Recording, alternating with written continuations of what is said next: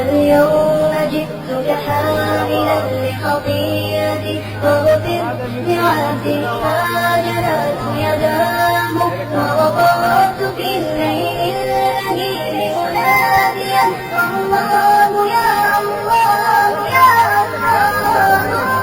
إن كنت ممن دار خلف جلالتي فالعفو عندك لا حيث مدام يا ويلتي والذنب أثقل عاتقي